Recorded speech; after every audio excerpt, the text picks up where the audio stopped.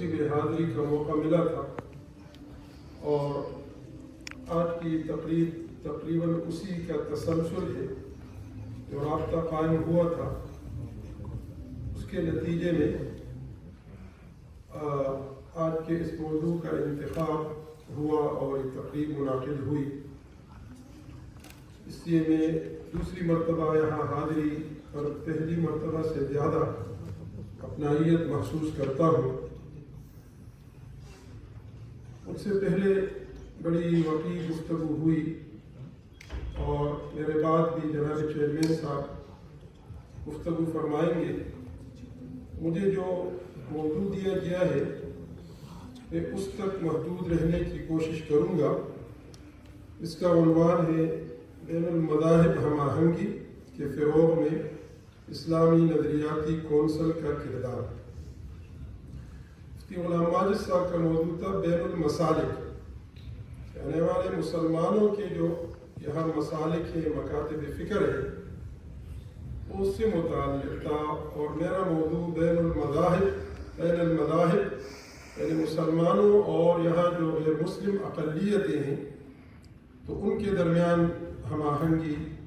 کا فروغ۔ یہ ایک بہت نازک موضوع بھی ہے، اہم بھی ہے اور نازک بھی ہے۔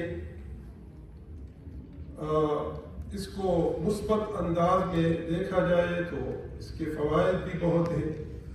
اور اگر اس تعلق کو منفی انداز میں بڑھایا جائے تو اس کے نقصانات بھی بہت ہیں، یہاں کی رعایا کی جان و مال کے لیے بھی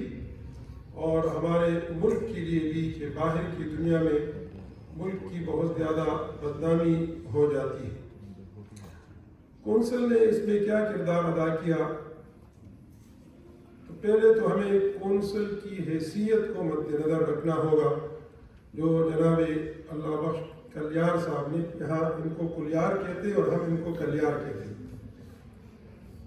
بڑی تفصیل کے ساتھ بیان کیا کہ کونسل ایک آئینی ادارہ ہے، اور کونسل کا بنیادی کام ہے قرآن و سنت کی روشنی میں قوانین کو جانچنا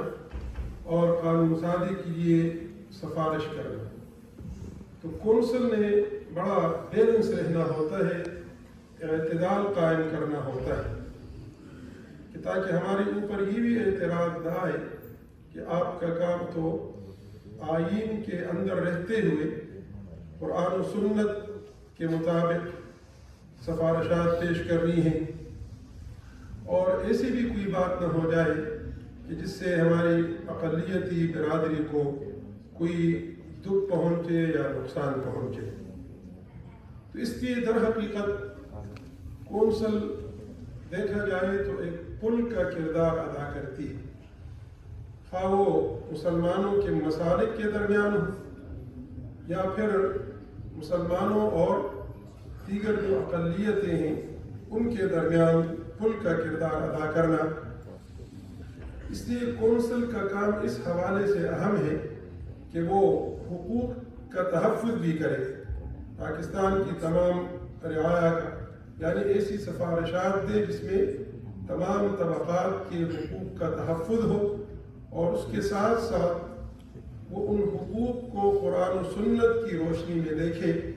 کوئی ایسی سفارش نہ ہو، کوئی ایسی تعبیر نہ ہو، کوئی ایسا لفظ نہ بولا جائے کہ جو قرآن و سنت کے تناظر میں اس پر اعتراض ہو سکتا ہو۔ یوں تو کونسل نے اپنی ابتدا سے لے کر اس موضوع پر بے شمار سفارشات کی ہیں، جو آئین نے حقوق دیے ہیں تمام رعایا کو، ان اور ظاہر ہے کہ وہ سب کے سب آئین کی بنیاد قرارداد مقاصد پر ہے، علماء کے متفقہ 22 نکات پر ہے۔ ان دونوں اہم دستاویزات میں بھی یہاں کے تمام رعایا کے حقوق کی بات کی گئی ہے، اور یہی اسلام کا پیغام بھی ہے کہ بحیثیت انسان کسی ملک کے باشندوں کو، مسلمان ملک کے باشندوں کو وہ تمام حقوق ملنے چاہیے جو انسانی حقوق ہیں اور جو اسلام نے ان کو دیے ہیں۔ تو کونسل کی سفارشات میں بنیادی طور پر یہ چیز مد نظر رہتی ہے کہ وہ آئین میں جو حقوق دیے ہیں اور اسلامی تعلیمات میں اس کا ذکر موجود ہے، ان دونوں دائروں کے اندر رہ کر، جو در حقیقت ایک ہی دائرہ ہے، اس میں رہ کر یہاں کے تمام رعایا کے حقوق کی بات کریں۔ میں اختصار کے طور پر 2019 سے لے کر آج تک کی جو مختصر سا عرصہ ہے، اس میں جو کونسل نے سفارشات کی ہیں اس کا مختصر تذکرہ کروں گا چند مثالوں کی صورت میں۔ پہلی مثال، وزارت مذہبی امور نے ایک قومی پالیسی کے نام سے اور اقلیتی کمیشن کے لیے 2 مسودات بنائے تھے۔ بہت تفصیلی مسودات تھے، وہ اس پریزنٹیشن میں اس کی تمام نکات موجود ہیں، لیکن میں اس کی تفصیل میں نہیں جاؤں گا۔ وزارت مذہبی امور نے وہ دونوں مسودات اسلامی نظریاتی کونسل میں ارسال کیے، اور کونسل نے اپنے متعدد اجلاسوں میں ان مسودات کا لفظاً اس کا مطالعہ کیا اور اس پر غور و خوض کیا اور اس کی اصولی طور پر تائید کی، لیکن چند چیزوں کی اصلاح کی۔ مثال کے طور پر بعض چیزیں بڑی دقیق ہوتی ہیں لیکن اس کی طرف لوگوں کا ذہن نہیں جاتا، یا کسی وجہ سے وہ تعبیر اختیار کرتے ہیں۔ آج کے ہمارے اس موضوع کا عنوان بھی ہے بین المذاہب ہم آہنگی۔ کونسل میں ہمارے ایک رکن تھے پشاور کے، بہت ہی جہاندیدہ شخص تھے، اب انتقال ہو گیا، عبداللہ صاحب۔ انہوں نے اس پر بہت خوبصورت بات کی اور یہ تجویز دی کہ ہم آہنگی کا لفظ اس کو تبدیل کر لیا جائے اور اس میں بین المذاہب مکالمے کا لفظ رکھا جائے۔ اب اس تفصیل کا موقع نہیں ہے کہ انہوں نے ایسا کیوں کہا، جو کئی لوگوں کو سمجھ میں بھی نہیں آتا کہ آخر اس میں کیا فرق ہے، لیکن یہ کہ انہوں نے اس کا ایک پس منظر بیان کر دیا پورا، یہ ان کی تجویز تھی۔ میں اس طرف یہاں یہ کہنا چاہتا ہوں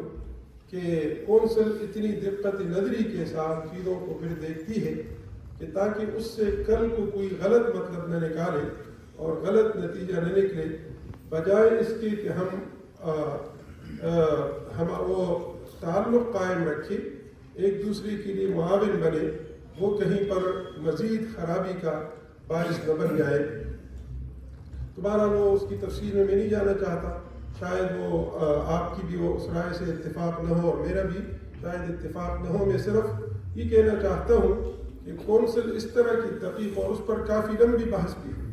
کہ آخر ہم آہنگی میں اور مکالمے میں کیا فرق ہے، لیکن وہ جو دنیا میں اس وقت دین ابراہیمی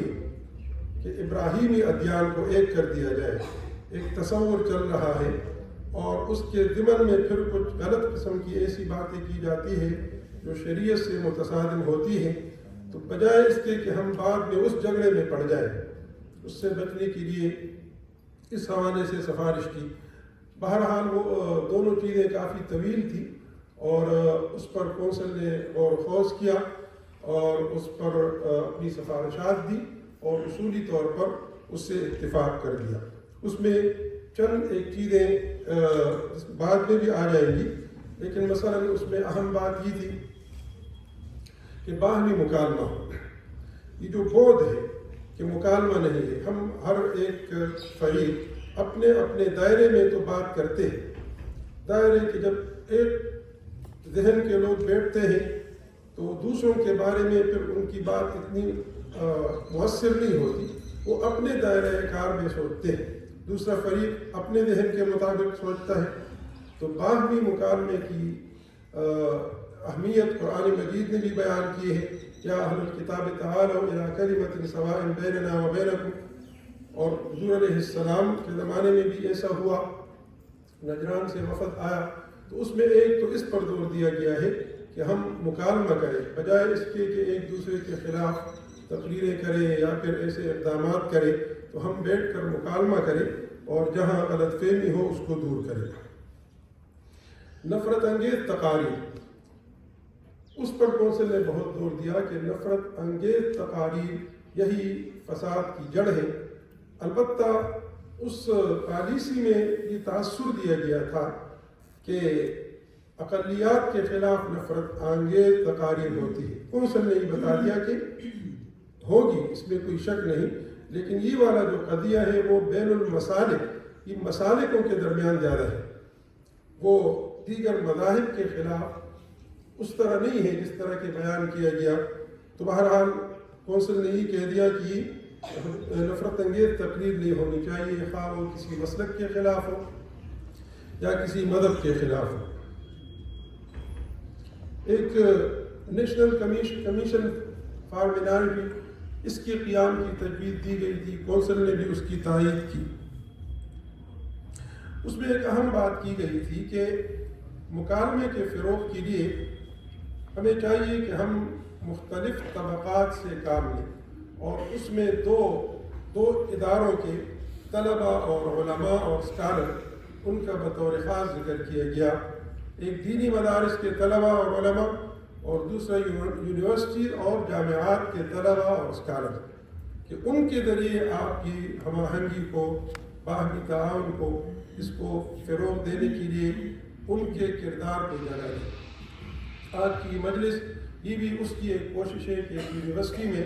اس عنوان پر یہ تقریب منعقد ہو رہی ہے۔ یہ تو پہلی مثال تھی۔ دوسری مثال، سپریم کورٹ کے ایک معزز جج تصدق حسین جیلانی، سب ان کے نام سے واقف ہیں، انہوں نے ایک بہت اہم فیصلہ کیا تھا۔ کونسل نے اس فیصلے کی تحسین کی، اور صرف تحسین بھی نہیں بلکہ اس فیصلے کو اپنی سفارشات کا حصہ بنا دیا۔ ہمارے ہاں جو اصل مسائل ہیں وہ نظریاتی اتنے زیادہ نہیں۔ نظریات تو ہمارے قرآن میں بیان ہوئے، احادیث میں بیان ہوئے، ان جو مذاہب ہیں ان کی اپنی اپنی کتابیں ہیں، ان پہ نہ کمپرومائز ہو سکتا ہے، نہ ان میں کوئی ایسی بات ہے۔ یہ کام تو ہوا ہے اور ہو رہا ہے۔ اہم مسئلہ ہمارا جو زمینی واقعات ہیں، خارج میں جو واقعات وقوع پذیر ہوتے ہیں، اس سے پھر نفرتیں بڑھتی ہیں۔ آپ سب کے علم میں ہے، اسلام آباد میں مندر کے قضیے کا معاملہ آیا، مندر کی تعمیر کا قضیہ، اس پر بہرحال ایک بہت بڑا رد عمل آیا، اور کونسل نے اس میں جس طرح اپنا کردار ادا کیا، کونسل نے ایک سفارش کی ہے، وہ اگرچہ 3 پیراگراف میں ہے صرف،